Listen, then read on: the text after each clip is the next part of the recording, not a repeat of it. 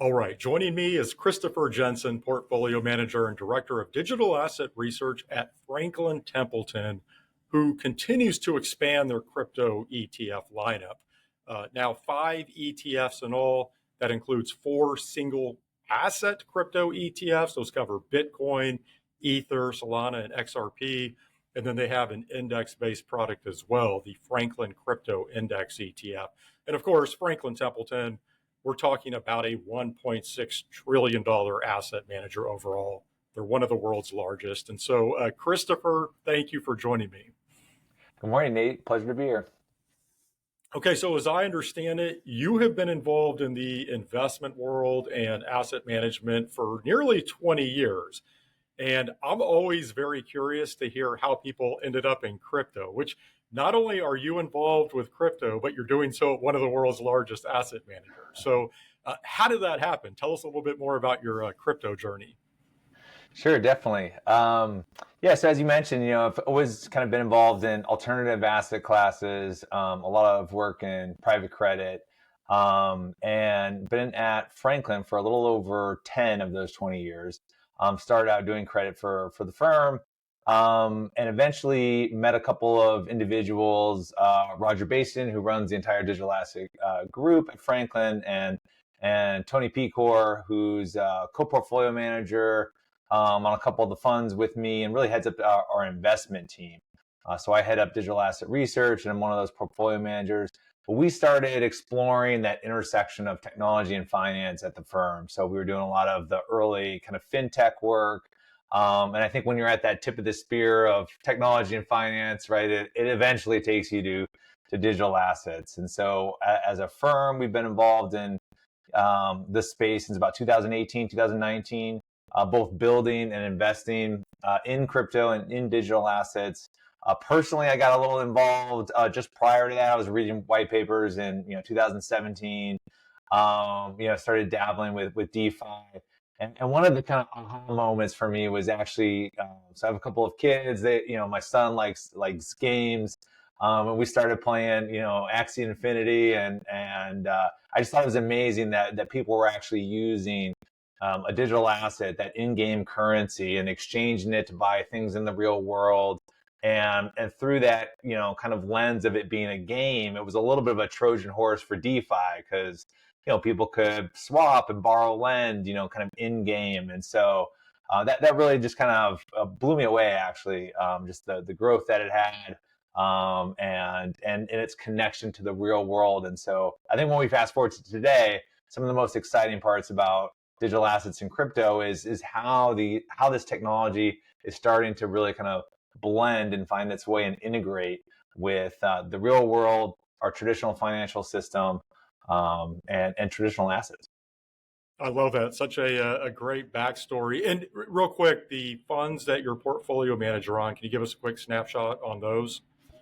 Yeah, definitely. So the way we think about our digital asset investment product suite or kind of menu here, ETFs are wonderful for kind of low cost beta, right? So as you mentioned, we're very active in that space.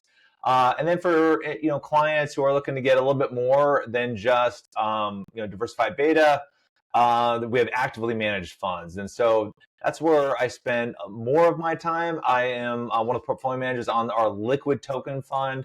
So it's a long only fund where we use a lot of fundamental analysis work to really go and find the best projects and tokens that we can at the best prices. And so it's an actively managed portfolio of tokens. And then another way to get exposure is through venture, right? So we have an early stage blockchain venture fund, and I also sit on the investment committee for that as well. Well, that's perfect. So even though you focus more on that side, I'm an ETF guy at heart, Yeah. so I definitely have to ask you a lot about the ETFs that are out there from Franklin. But it sounds like we can go, in fairly good depth on the tokens themselves, which I'm excited to do. So on the ETF side right now, as I mentioned, Franklin does offer 5 spot crypto ETFs. Again, there are 4 single asset ETFs covering Bitcoin, Ether, Solana, and XRP. And then you have that index-based product, which recently expanded, by the way. So I show that holds 8 crypto assets in all. And we can drill down into all of those ETFs a little bit, especially the index-based one. But Christopher, I'm just curious, overall, how has Franklin approached product development in the crypto ETF category? Because I saw the stat today, there are something like 124 crypto ETF filings with the SEC from issuers overall. So there's a Right. ton of product out there. You have issuers throwing stuff at the wall. How has Franklin decided what to bring to market?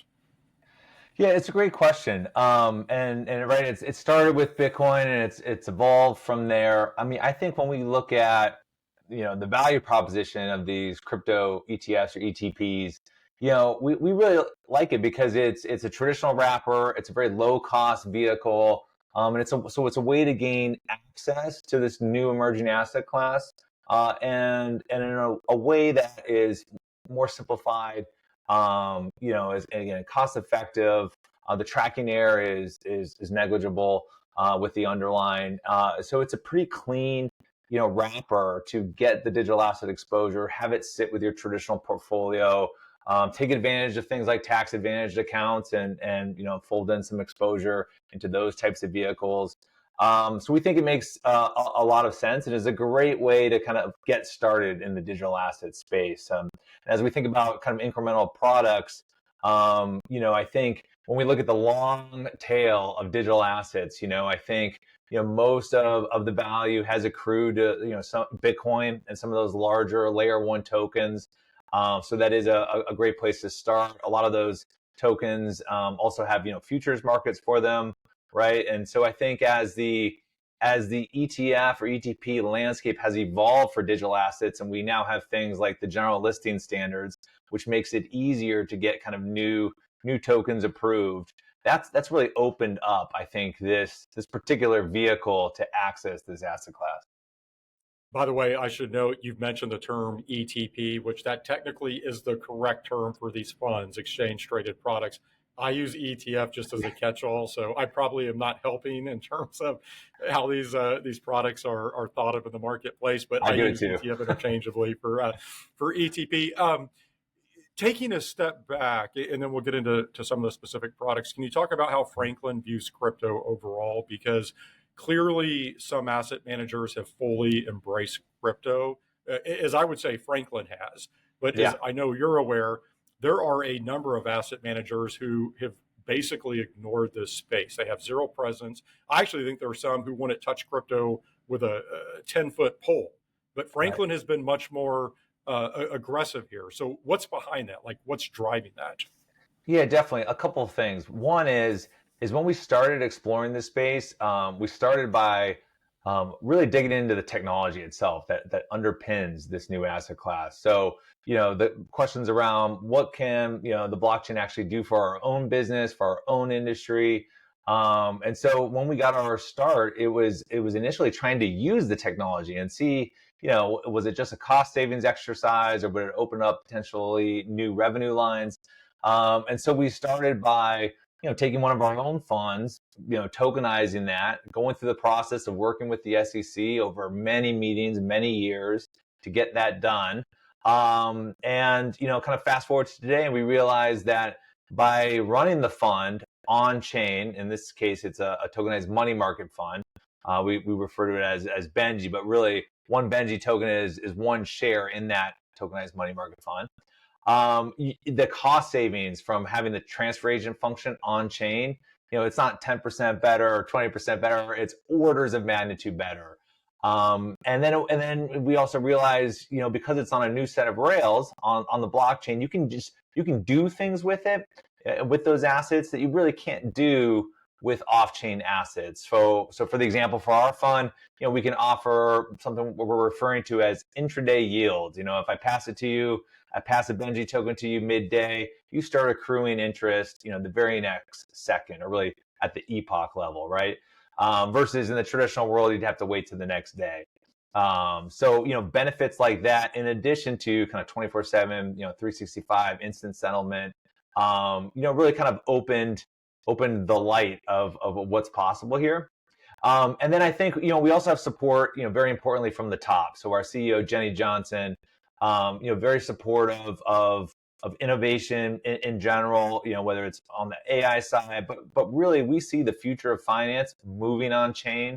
And this also gels with, comments we've heard from NASDAQ and, the current, SEC chair about how, they envision, it's not going to be long, call it, 2 years, maybe on the earlier end, where the majority of assets are really moving on chain. So we're trying to get out in front of that, right, and realize how it's going to impact our own business, our own industry. There's something to this technology. In addition, we seem to have what's looking like an emerging asset class.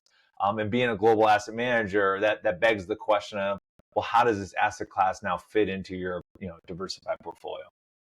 Well, I think this is a perfect segue here to start getting into the investment case of some of these crypto assets, and we can talk about some of the Franklin products in particular. And let's perhaps start with a Franklin Crypto Index ETF, ticker EZPZ, which that's a great ticker symbol, by the way.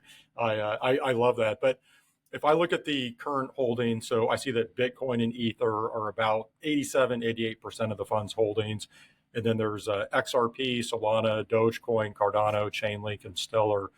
And I know this ETF is taking a market cap weighted approach, but just tell us more about this and specifically the process for adding additional crypto assets moving forward. I think that's what a lot of people are interested in. Yeah, definitely. So this is a passive product. So it's based off of a benchmark. In this case, the CF Institutional Digital Asset Index. It's one of Kraken's CF benchmark indices. And so as that index folds in new digital asset tokens, and with the general listing standards that were kind of approved by the SEC, this process is easier now. So as new tokens kind of come into the index, the ETF matches the index and provides that diversified exposure, low cost with the automatic rebalancing. So when you're an investment in EZPZ really is now an investment in kind of that broadly diversified digital asset exposure. I think there was certainly a question as we thought about the product of should we as the manager be making decisions about which token goes in versus not.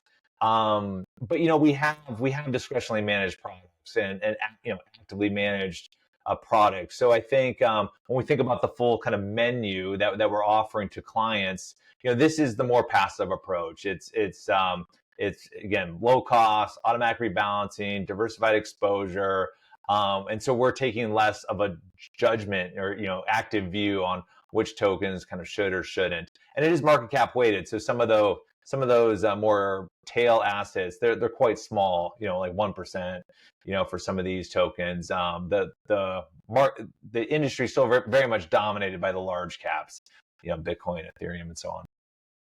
To your point, just on this passive approach, I noted that this ETF does hold Dogecoin, and I think there's at least some debate around this. Should a quote unquote meme coin be included in an index-based approach, or should this be filtered out?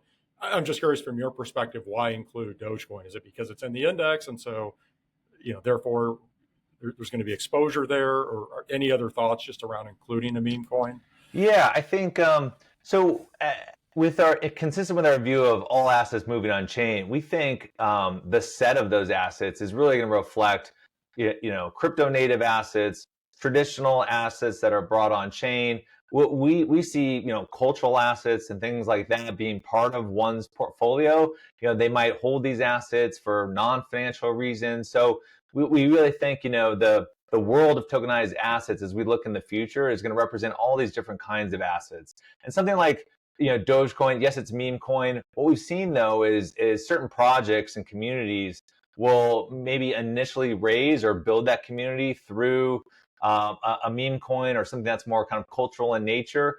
And then, some of these teams and projects actually at a later date, add functionality. And sometimes that functionality is actually revenue generating. So, in the Solana ecosystem, the Bonk token, is another kind of cute dog, but, they've built, several different business lines that now generate, revenue for that project.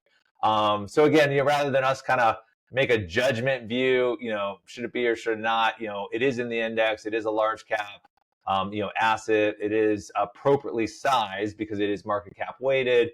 And right now it's just, kind of mimetic. But, that's not to say in the future they might not, kind of build something around that community and monetize that community that they've built. Obviously, as you mentioned earlier, you're an active portfolio manager in the crypto space, but I'd be interested to hear your pitch for an index-based approach to crypto overall. And really, we could probably lump these together. I would say just taking a multi-asset Yeah. approach to crypto. And I've said numerous times in the past, listeners have heard this, I'm extremely bullish on really both index-based and actively managed crypto ETFs. I think this is going to be an enormous category, and I'm happy to offer my take if you're interested. But what's your take on sort of a multi-asset approach to crypto? Yeah, I think even the most kind of mature, digital asset tokens that we really have nowadays, if we look at Bitcoin, Ethereum, something like Solana. In the case of Ethereum and Solana, they're kind of competing layer one, blockchains, and they each have their own ecosystem. They each have a DeFi community and other kind of end markets and applications. And so to some extent, they are kind of competitors with one another. And there are, technical trade-offs with all these different kind of blockchains. I think if we zoom out a little bit, all of this still is a little bit, liquid venture like, right? Investing in this space is investing in the future of the internet, the future of finance. And we don't know yet who are actually going to be the winners. We might have a view, but no one has the crystal ball, and we also don't think it's going to be one chain to rule them all. We do think it's going to be a world where several of these chains and ecosystems survive and thrive and are actually doing really well, and a lot of it actually probably does get abstracted away from the end customer. And as assets are moving around, they're just traveling on chain, and you actually might not know what chain it's on. So rather than, I guess, right now trying to, pick winners, on the passive side, this is why an investor would get diversified exposure, let it kind of play out, do the automatic rebalancing, and there's a lot of obviously literature and kind of academic support for that type of approach to thinking about a portfolio, especially with an asset class and an industry that's still kind of nascent and kind of coming into its own. That's extremely well said. I think we're highly aligned. I like your term liquid venture. I just think we are so early in Yeah. this asset class overall. It's clearly emerging. And I think a lot of investors and certainly financial advisors, they're just not set up to go out and try to pick the winners and losers here. And Yeah. so if you want to get a diversified exposure to the space, obviously an index-based approach is going to do that. And I think that's what we're going to see a lot of, again, particularly financial advisors do in portfolios. They want exposure here.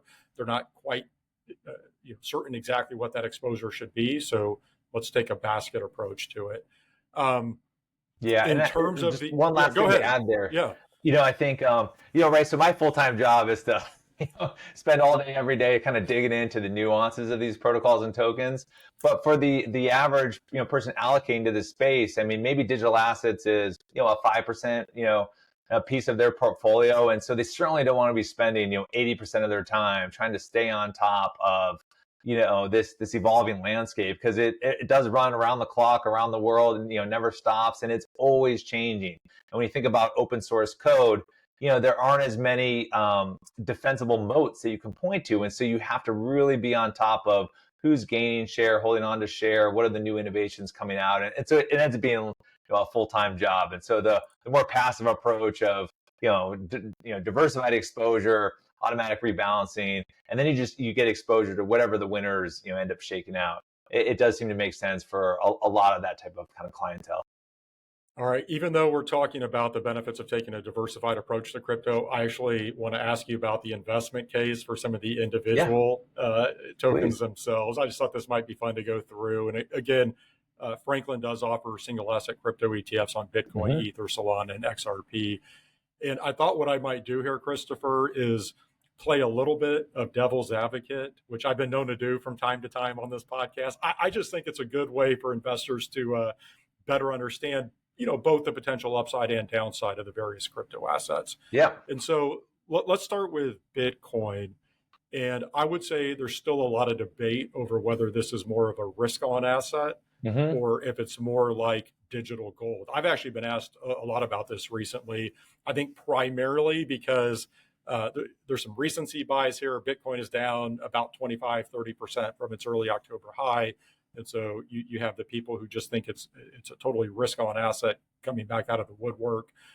How do you think about Bitcoin and its risk profile, and whether it should be considered digital gold? Yeah, I do. I am in the camp of viewing it as, kind of digital gold. I think unlike all the other digital assets, it's more of a macro, financial asset. And if we look at its, price relative to, global liquidity and money supply and even with gold, it will diverge, say, from gold, but it tends to kind of mean revert. It's playing the role of stateless money, and it has a fixed known supply curve. And so I think it has those properties, but it does still have, and sometimes benefits from, but sometimes gets hurt by an adoption curve. And so as it's right now 6% of gold's market cap.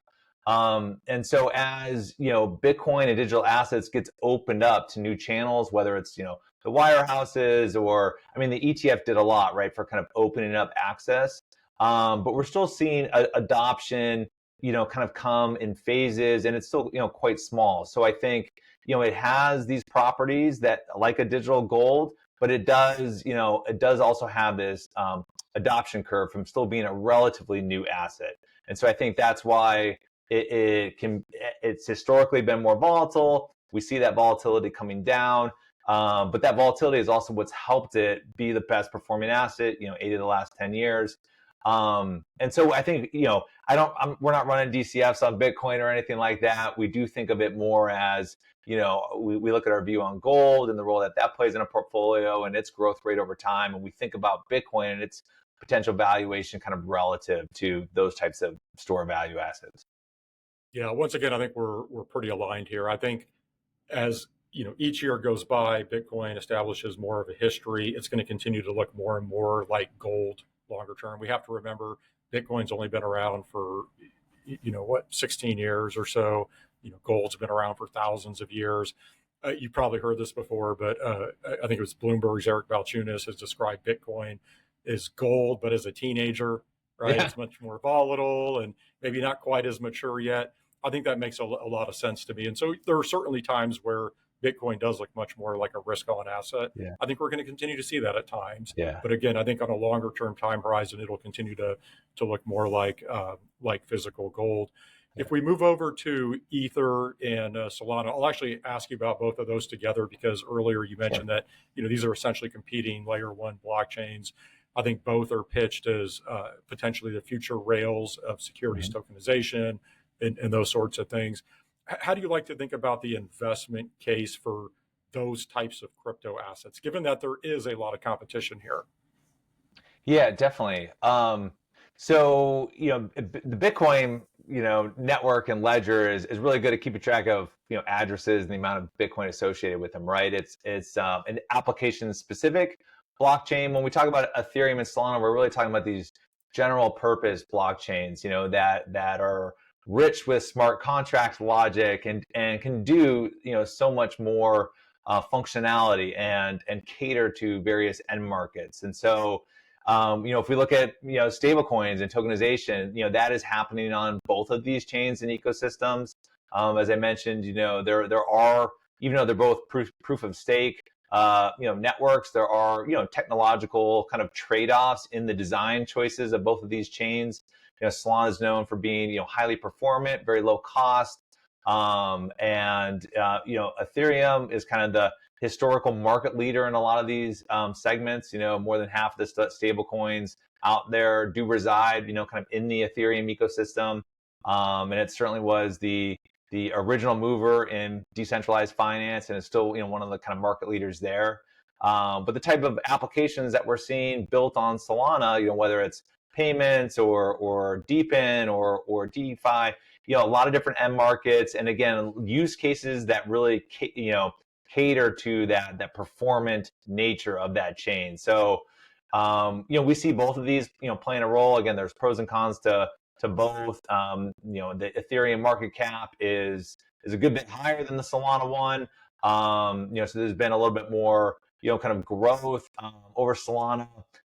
The digital asset treasury companies first came to Bitcoin, then Ethereum, and now some of these other assets like Solana. So we're seeing a bid, or have seen a bid from those types of players over the past year.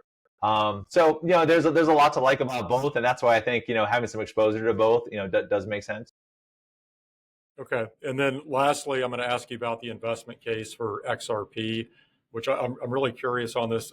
Listeners of the podcast have heard me head down this path before, but just bear with me. Hopefully this will make sense. So Yeah. my devil's advocate angle here is just that I wonder how big the upside can be. And that if you look at the price of XRP right Right. now, it's around, let's just call it $2. Yep. And its market cap is around 125 billion. And then if Mhm. you look at Bitcoin, Bitcoin's market cap is around 1.8 trillion. Yeah. And I keep walking through the math here, trying to get my head around the potential longer term upside of XRP, because let's assume that XRP grows to equal Bitcoin's current market cap, which would be fantastic, right? XRP investors would be very happy about that. But that would put XRP near $30 a token, given its existing supply, right? The current supply of XRP. Yeah. However, I don't know if you're out on X or some of these other places. I keep seeing predictions of XRP at say $1,000 per token, or even higher than that. And I know you're not going to make a price prediction here. I'm not asking you to do that. Yeah. I'm just asking, what's the framework for thinking about the potential upside of XRP? Yeah. And by the way, I'm not negative on XRP overall. I'm just trying to get my Yeah. head around what the potential upside looks like. Yeah, sure. So with XRP, right? I mean, they're really trying to optimize for payments, payment infrastructure, and also kind of embed that set of rails into institutions. So I think there's Ripple Labs, which has done a lot of acquisitions, and as they do these acquisitions, a lot of times they're integrating those companies that they buy with XRP on the back end. And so, payments is a large, use case for crypto. And so I think the investment case around, XRP, it revolves around, it really becoming maybe the standard for payment rails, and both with the integration of more companies on the platform integrating with it that either come through Ripple Labs or other, institutions, really kind of using and adopting that kind of standard as, the internet highway or payment highway on chain. So if you think about it that way, payments are, there's cross-border payments, intra-company. It could be, substantial. Obviously, a lot of payments will happen on Solana, and they happen on these other networks too. So I think as one thinks through that, they should think about market share dynamics, as well as kind of a value accrual of that economic activity back to the token. So as a fundamental investor, that is something I'm always trying to pay attention to. If I send you $5 of stable coins on Ethereum, or if I send it to you on Solana, or we use Ripple, in each of those instances, how much of that transaction actually, how much of the value of that transaction actually flows back to and accrues to that native token? And the answer is, it really depends. And so I think, that's where it does take a little bit of homework to an analysis to kind of think through that. But obviously, these are all big markets, right? And we don't know, again, who's going to win out. But I think a believer in XRP is kind of taking that mindset that will become, a more standardized and adopted form of payment rails, for all different kinds of payment use cases. Yeah, I always think, and this is obvious, clearly adoption is such a big key here, but it's thinking about the adoption by developers or developers building on Yeah. these chains. What does user adoption look like? All of that plays into this. And then, to your point, what does the end value accrual look like from the use of, whether it be transactions or otherwise on these chains? So it's interesting thinking through the frameworks. I know we're a little short on time here, just a few minutes left. I'm curious, as you look to 2026, are there any big potential drivers you're watching for in the crypto space overall? And, I think if we look back on 2025, it was a much more volatile year for crypto just in general. It started off real well, but certainly had some big down moments, as I mentioned, even here recently. But what are you watching for as we head into to 2026? Yeah, definitely. And on a related question, I think a lot of people look at historical 4-year cycles and they then draw the conclusion, hey, 2026, there was 2022, there was 2018, and so on and so forth. Is that going to be, kind of a down year? I mean, I think in general, we're in the camp that thinks the traditional 4-year cycle, especially, attached to the Bitcoin halving cycle and whatnot, isn't as useful as a framework and mental model. Our base case is that 2026 is going to be an up year. I think the things that give me confidence in that view, and the things that I'll be looking for to see how they play out, is continued momentum on the regulatory side. We had Genius Act, right? As an industry, we're still waiting on Clarity Act or the Market Structure Bill. So seeing progress there, especially bipartisan support, and that eventually coming to fruition, that's something we're keenly focused on. And then I think another thing that's continues to really improve and be different this time around is the institutionalization of the asset class. So, just this week, we heard about another bank, kind of onboarding Bitcoin, PNC. And when we look at the full list, right, it's more and more, wirehouses and banks, and asset management firms embracing, this new asset class, allowing access to this new asset class. And so, as those doors open up and as more people come through them, even with small allocations, right? Small allocations from, big numbers really does move the needle here. So watching the continual institutionalization and onboarding of the asset class, I think is going to be really important. And then, I sit, right, like I mentioned, I sit on the venture side too. So I'm always keeping track of the innovation pipeline and new products, new use cases being developed. You mentioned developers, where are the developers going? What are they working on? What's exciting them? How is blockchain kind of converging with AI? Where is that overlap and what is that looking like? That's another area that I keep an eye on as well, because, stable coins, payments, tokenization, Bitcoin, these are all great things. But I think this technology is going to be used to do a whole lot more too. So we're keeping an eye on the early stages of that kind of development. Well, Christopher, this was a lot of fun. Excellent insight this week. We'll certainly have to connect as we get into 2026, see where some of those things stand that you mentioned. Yeah. But I really appreciate you taking the time this week. Thank you for joining me. Thanks, Nate. It was a pleasure. That was Christopher Jensen, Portfolio Manager and Director of Digital Asset Research at Franklin Templeton. Hope you enjoyed this episode of Crypto Prime. As always, you can stay up to date on all of my latest guests by visiting CryptoPrimePodcast.com. Thank you for joining me. Crypto Prime is hosted by Nate Geraci, president of OTR Media LLC. Nate is also president of investment advisory firm Nova Diaz Wealth Management. While OTR Media and Nova Diaz are related by common ownership, they are separate and distinct entities, and anything discussed on this program should not be construed as an official statement by Nova Diaz. Some guests appearing on this program may also be financial sponsors of Crypto Prime. This program is for informational purposes only and does not constitute investment advice. Investing in crypto assets involves substantial risk, including the possible loss of principal. Any past performance figures discussed are not necessarily indicative of future results. Visit CryptoPrimePodcast.com for more information.